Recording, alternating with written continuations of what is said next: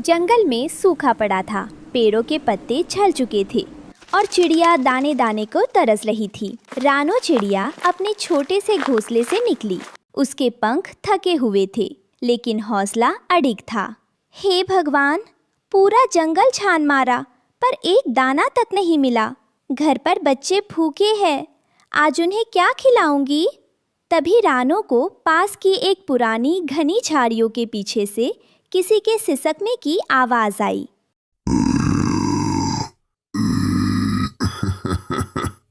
मुझे कोई बाहर निकालो, कोई है? अरे, ये इस सुनसान गुफा से रोने की आवाज कौन दे रहा है? कोई मुसीबत में है क्या? मुझे जाकर देखना चाहिए। रानो डरते डरते अंधेरी गुफा के अंदर गई। वहाँ कोई पक्षी या जानवर नहीं था, बस धूल से सना हुआ एक पुराना तांबे का चिराग जमीन पर पड़ा था। आवाज उसी चिराग के अंदर से आ रही थी। अरे, ये तो एक चिराग है। क्या इसके अंदर कोई बंद है? लाओ, इसकी धूल साफ कर दूं। रानो ने अपने कोमल पंखों से चिराग को रगड़ा। तभी एक जोरदार धमाका हुआ। धूम! नीले रंग का धुआं फैला और उसमें से एक विशाल मुस्कुराता हुआ जिन बाहर निकला। आजाद, मैं आजाद हो गया। शुक्रिया ओ नन्ही चिड़िया, मैं सदियों से इस चिराग में कैद था। तुम्हारी वजह से आज मैं खुली हवा में सांस ले पा रहा हूँ। मांग, क्या मांगती है? मैं तेरी कोई भी 3 इच्छाएं पूरी करूंगा।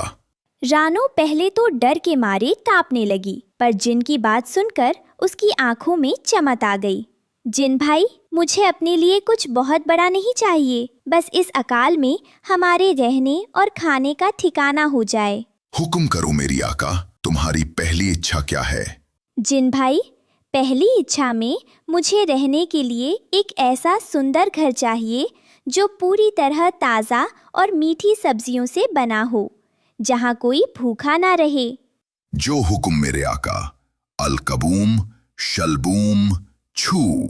जिन ने चुटकी बजाई। गुफा के बाहर एक आलीशान महल खड़ा हो गया। उसकी दीवारें लाल लाल टमाटरों की थी।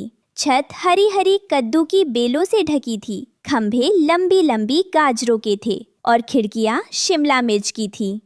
वाह, ये तो अद्भुत है।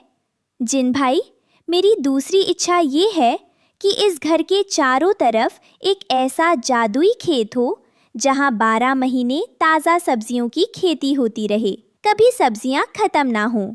ये भी पूरा हुआ, तथास्तु।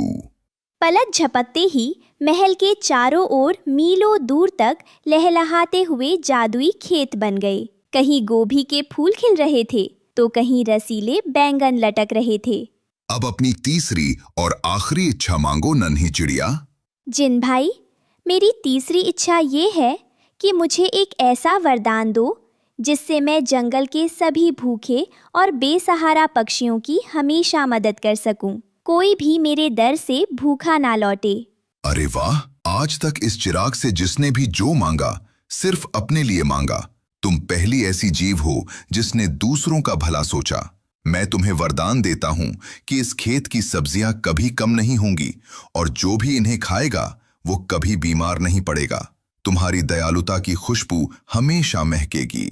जल्द ही रानो का जादुई सब्जी महल पूरे जंगल में मशहूर हो गया। मिट्ठू तोता, टुनटुनी चिड़िया और बुलबुल वहाँ आए।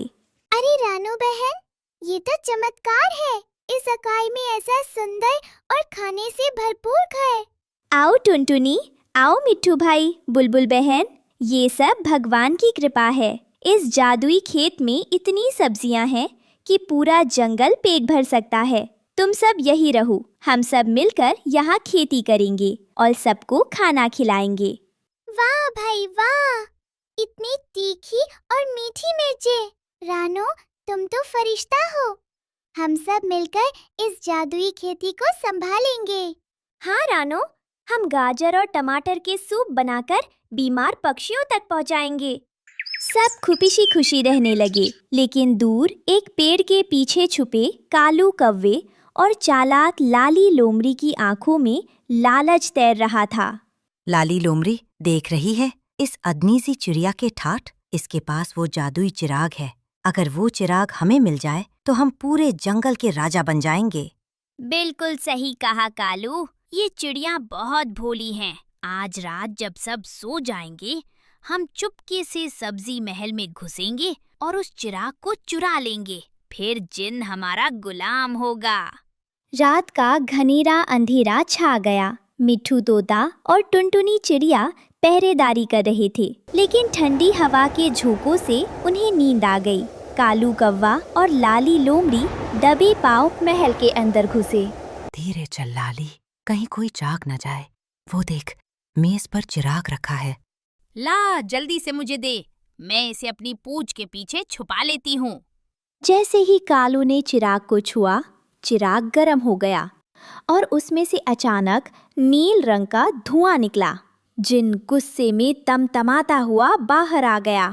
ठहरो चोरों, तुम्हारी इतनी हिम्मत कि मेरे आका के घर में चोरी करो। जिन की आवाज से रानो, मिट्ठू, टुनटुनी और बुलबुल की नींद खुल गई। वे सब दौड़कर वहां पहुंचे। अरे, ये तो कालू कौवा और लाली लोमड़ी है। ये हमारा चिराग चुरा रहे थे। नहीं नहीं जिन महाराज, हम तो बस इसे साफ कर रहे थे। झूठ मत बोलो, मैं सब जानता हूँ। तुम दोनों लालची हो, अब तुम्हें इसकी सजा मिलेगी। जिन ने अपनी जादुई उंगली घुमाई। अलक बूम छू। कालू कौवे, तूने चोरी के लिए हाथ बढ़ाया। अब तू अगले 1 हफ्ते तक तरबूज की तरह भारी हो जाएगा और उड़ नहीं पाएगा। और लाली लोमड़ी, तेरी पूंछ पर लाल मिर्च का पाउडर लग जाए। ओ बाप रे, मैं इतना भारी कैसे हो गया? काओ काओ, मुझे माफ कर दो। उई माँ, मर गई। मेरी पूंछ में आग लग गई। बहुत जलन हो रही है। बचाओ, कोई पानी डालो। कालू और लाली दर्द और शर्म से रोने लगे। उन्हें तड़पता देख रानो चिड़िया का दिल पिघल गया। जिन भाई, कृपया इन्हें माफ कर दीजिए। इन्होंने गलती की है, लेकिन सजा बहुत भारी है। मैं किसी को दर्द में नहीं देख सकती। पर रानो, इन्होंने तुम्हारा चिराग चुराने की कोशिश की। कोई बात नहीं मिट्ठू भाई, बदले की भावना से कोई सुधरता नहीं है। जिन भाई, मेरी खातिर इन्हें ठीक कर दीजिए। जिन मुस्कुराया। उसने चुटकी बजाई और दोनों सामान्य हो गए। रानो, तुम्हारी दयालुता की कोई सीमा नहीं है। तुम दोनों चोरों, इस चिड़िया के पैर छुओ जिसने तुम्हें बचाया है। लाली लोमड़ी और कालू कौवा रानो के पैरों में गिर पड़े। उनकी आंखों में अब लालच नहीं, बल्कि सच्चे पछतावे के आंसू थे। रानो बहन, हमें माफ कर दो। हम भूख और लालच में अंधे हो गए थे। अब से हम कभी चोरी नहीं करेंगे। हाँ रानो, हम भी तुम्हारे इस जादुई खेत में मेहनत करेंगे और सभी पक्षियों तक खाना पहुंचाने में तुम्हारी मदद करेंगे। चलो, सुबह का भूला अगर शाम को घर लौट आए तो उसे भूला नहीं कहते। आज से तुम सब मेरे दोस्त हो। आओ, मिलकर इस सब्जी महल को सबका आशियाना बनाएं।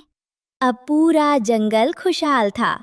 जादुई खेत हमेशा हरी भरी सब्जियों से लदे रहते और रानो, टुनटुनी, मिट्ठू, बुलबुल, कालू और लाली मिलकर प्यार से रहते थे। जिन भी अपने चिराग से निकलकर अक्सर उनके साथ मीठे टमाटरों का लुत्फ उठाता था।